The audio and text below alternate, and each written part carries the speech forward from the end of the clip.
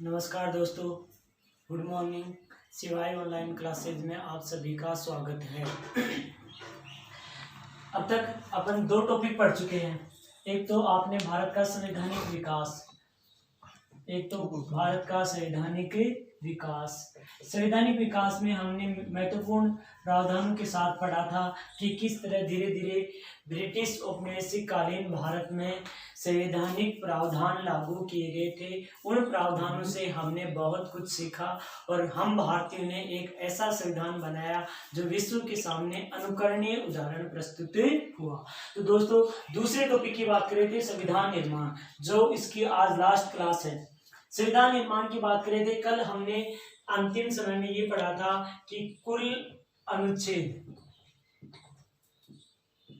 कितने थे मूल संविधान में, 395। भाग कितने थे, 22। अनुसूचियां कितनी थी, 8। मूल संविधान में अनुसूचियां कितनी थी और वर्तमान में इनकी संख्या कितनी हो चुकी है, 12 है। ये हम चर्चा कर रहे थे कल।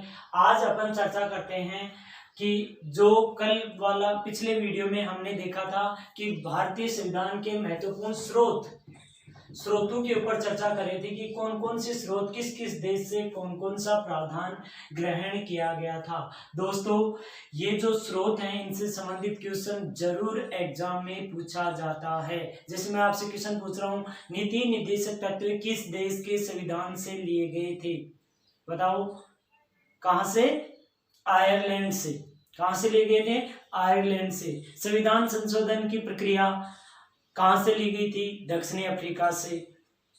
राष्ट्रपति की आपातकालीन शक्तियां जर्मनी से। बिल्कुल सही है।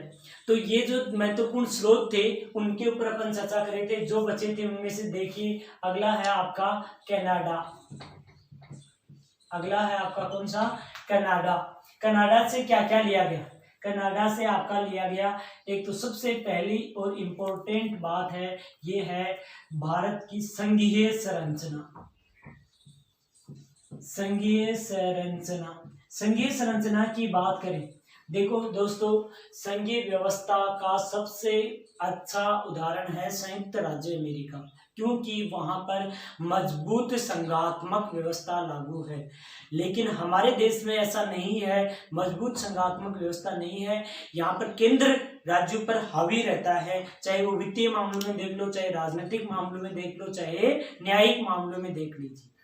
तो कुछ आलोचक भारत की संघीय व्यवस्था को सौदेबाजी पर आधारित संघीय व्यवस्था कहते हैं, लेकिन ऐसा नहीं है। ये एक अर्ध संघात्मक सहकारी संघवाद पर आधारित संघीय व्यवस्था है। तो इस संघीय संरचना जो सहकारी संघवाद पर आधारित है, ये हमने कहां से ली है? कनाडा से। इसके अतिरिक्त गवर्नर का पद कहां पर दोस्तों? राज्यपाल या गवर्नर। राज्यपाल या गवर्नर का पद जिसकी नियुक्ति केंद्र द्वारा की जाएगी। राज्यपाल की नियुक्ति भारत में किसके द्वारा की जाती है? राष्ट्रपति के द्वारा। वैसे ही कनाडा में भी राज्यपाल की नियुक्ति केंद्र द्वारा तय की जाती है। तो ये दो चीजें हमने कहां से ली थी? कनाडा। आगे आता है आपका ऑस्ट्रेलिया। आगे आता है ऑस्ट्रेलिया। ऑस्ट्रेलिया से हमने क्या क्या लिया? ऑस्ट्रेलिया से हमने क्या क्या लिया था उसकी बात करते हैं। एक तो समवर्ती सूची का प्रावधान। समवर्ती सूची का प्रावधान। एक आता है दोस्तों आपका कौन सा? ये जो अपन बात कर रहे थे इसके ऊपर, समवर्ती सूची वाली बात हो गई ना कि शक्ति विभाजन किस तरीके से है। और दूसरा आता है आपका प्रस्तावना की भाषा। प्रस्तावना की भाषा। ये दोनों महत्वपूर्ण प्रावधान हमने कहां से लिए? ऑस्ट्रेलिया से। और अंतिम स्रोत कौन सा है? जापान। विधि द्वारा स्थापित प्रक्रिया। विधि द्वारा स्थापित प्रक्रिया। विधि द्वारा स्थापित प्रक्रिया हमने कहां से ली दोस्तों? ये दोनों क्वेश्चन आपके लिए बहुत इंपॉर्टेंट है। एक तो विधि का शासन कहां से लिया गया था? ब्रिटेन से। और विधि द्वारा स्थापित प्रक्रिया कहां से ली गई है? जापान से। ये थे अपने संविधान के महत्वपूर्ण स्रोत जो अपन ने दूसरे देशों से ग्रहण किए थे। दोस्तों, स्रोतों में सबसे बड़ा प्रभाव, क्वेश्चन भी आ चुका है एग्जाम में, कौन सा? भारत शासन अधिनियम 1935। लगभग संविधान का 75% हिस्सा इसी का है। बाकी विभिन्न देशों से हमने अलग अलग चीजें स्वीकार की थी। तो दोस्तों, इसको नोट कर लीजिए कि ये कौन कौन से महत्वपूर्ण स्रोत और आपके पिछले वीडियो में बकाया रह गए थे। आगे देखते हैं दोस्तों, संविधान निर्माण के अंतर्गत ये अपन पढ़ते हैं संविधान की विशेषताएं। विशेषताओं के ऊपर तो आप चर्चा आप जितना चाहे उतना पढ़ सकते हो, लेकिन यहाँ से अपने लिए इम्पोर्टेंट चीज है कि क्वेश्चन किस तरह के उभर कर सामने आते हैं। देखो दोस्तों, कुछ एक हमारे संविधान की विशेषताएं हैं, उनको अपन एक एक दो दो मैं लिख देता हूँ और उनके बारे में थोड़ा समझा देंगे, आप अपने हिसाब से नोट कर लेना। देखो, विशेषताओं की बात करें, सबसे पहले बात आती है विश्व का सबसे विस्तृत संविधान। विश्व का सबसे विस्तृत संविधान किस देश का है दोस्तों? भारत का। विस्तृत कैसे है कि 395 अनुच्छेदों वाला विश्व में कोई भी संविधान नहीं है। उसके बाद अपन बात करें तो जैसे दक्षिण अफ्रीका 148, ऑस्ट्रेलिया 152 अनुच्छेद, लेकिन ये भारत के सामने बहुत पीछे रह गए, इसीलिए इसको क्या कहा गया है? विश्व का सबसे विस्तृत संविधान कहा गया है। देखो, सबसे बड़ा क्वेश्चन इंपॉर्टेंट है आपके लिए, सबसे बड़ा किस देश का संविधान है? आंसर आ गया आपका भारत। तो सबसे छोटा किसका है?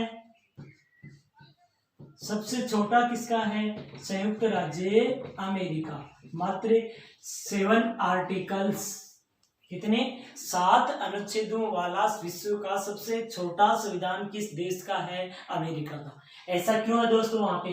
क्योंकि वहां पर राज्यों का संविधान अलग है, जबकि भारत में राज्यों व केंद्र दोनों का एक ही संविधान है। ठीक है, फिर बात करते हैं संविधानों की जननी। संविधानों की जननी, जननी का मतलब जन्म देने वाली, कौन था? ब्रिटेन। कौन था? ब्रिटेन। संविधान शब्द का जनक, संविधान शब्द का जनक किसे कहते हैं? क्या होता है? इसका सबसे पहले प्रयोग किसने किया था? Henry man. Henry man. तो ये चीजें मैं आपको क्यों बता रहा हूं? क्योंकि अपन ने यहाँ पे विशेषता पढ़ी, भारत का सबसे विस्तृत संविधान। विस्तृत संविधान है तो आपके लिए ये दो चीजें और जानना जरूरी है कि सबसे छोटा किसका है, सबसे कठोर संवैधानिक व्यवस्था किस देश की है? संयुक्त राज्य अमेरिका। क्यों? क्योंकि वहां के संविधान में बड़ी आसानी से बदलाव नहीं किया जा सकता है। जबकि अपन देखो, लिख देता हूं मैं, सबसे कठोर संविधान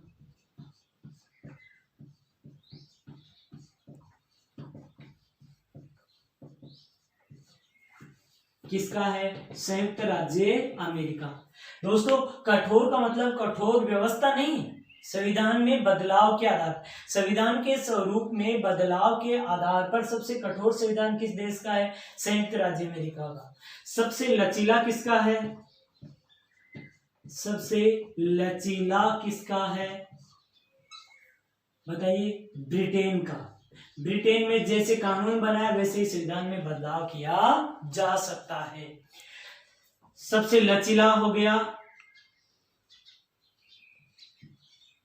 प्रथम लिखित संविधान।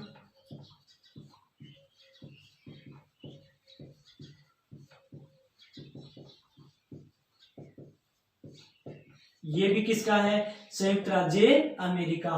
1789 में विश्व का पहला लिखित संविधान बना था, कहां पर? संयुक्त राज्य अमेरिका में। ठीक है, अब तो आज तो बहुत सारे देशों का संविधान कैसा है? लिखित है। अलिखित संविधान का सबसे अच्छा उदाहरण कौन सा है?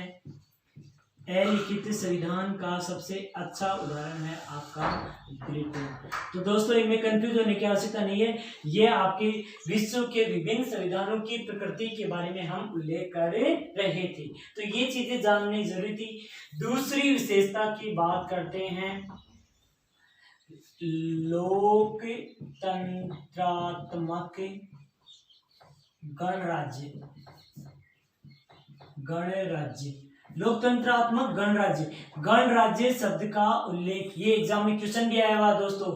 गणराज्य किसे कहते हैं? जिस देश का संवैधानिक प्रमुख निर्वाचित होता है उसे गणराज्य कहा जाता है। अब देखो, लोकतंत्र तो ब्रिटेन में भी लोकतंत्र है और भारत में भी लोकतंत्र है, लेकिन ब्रिटेन गणराज्य नहीं है। क्यों नहीं है? क्योंकि वहां का संवैधानिक प्रमुख वंशानुगत होता है, जबकि भारत लोकतंत्रात्मक गणराज्य है क्योंकि यहाँ का संवैधानिक प्रमुख निर्वाचित होता है। तीसरी बात करें अपन दोस्तों, पंथ निरपेक्ष। पंथ निरपेक्ष, पंथ निरपेक्षता का मतलब है कि राज्य का स्वयं का अपना कोई पंथ संप्रदाय नहीं होगा, बल्कि सभी धर्मों को समान संरक्षण देगा। इसको क्या कहते हैं? पंथ निरपेक्षता। चौथी विशेषता आती है स्वतंत्र न्यायपालिका। देखो दोस्तों, एक संघीय संरचना वाले देश के संविधान को बनाए रखने के लिए एक सर्वोच्च न्यायपालिका होना बहुत जरूरी है। जैसे जैसे संयुक्त राज्य अमेरिका के संविधान में को बरकरार रखने के लिए वहां का सुप्रीम कोर्ट है, वैसे ही भारत में भी सुप्रीम कोर्ट के द्वारा संविधान का संरक्षण किया जाता है। तो संविधान का संरक्षक किसे कहा जाता है? सर्वोच्च न्यायालय को कहा जाता है। इसके बाद दोस्तों अपन बात करते हैं एकल नागरिकता। एकल नागरिकता दोस्तों संघात्मक व्यवस्था वाले देशों में, जैसे अपन अमेरिका का उदाहरण ले, वहां पर कैसी नागरिकता है? दोहरी नागरिकता। वहां का नागरिक पहले अपने राज्य का नागरिक होता है, उसके बाद देश का नागरिक होता है। लेकिन ऐसी व्यवस्था हमारी यहाँ पर नहीं है। व्यवस्था तो संघीय है लेकिन ऐसी व्यवस्था नहीं है। यहाँ पर एकल नागरिकता का प्रावधान है और ये देश को अखंड बनाए रखने के लिए बहुत ही जरूरी है। इसके साथ साथ दोस्तों अपन बात करते हैं मौलिक अधिकार।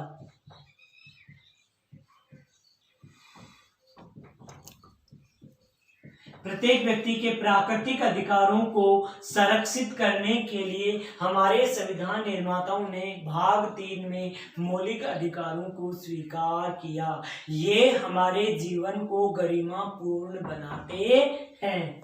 इसके साथ साथ दोस्तों अपन बात करते हैं नीति निर्देशक तत्व।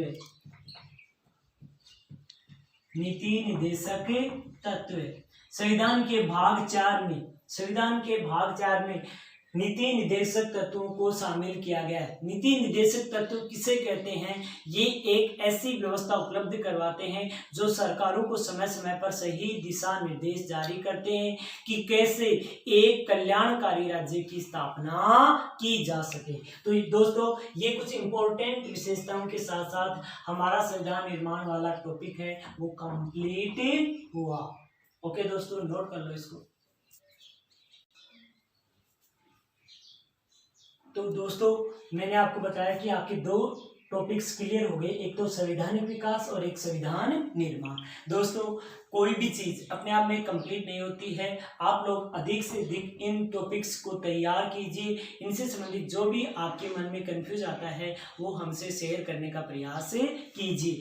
ओके दोस्तों, और इसी के साथ हम अगले वीडियो में आपके लिए जो भी व्यवस्थाएं संविधान लागू होने के बाद स्थापित की गई थी उनको अपन अलग अलग तरीके से पढ़ते रहेंगे। ठीक है दोस्तों।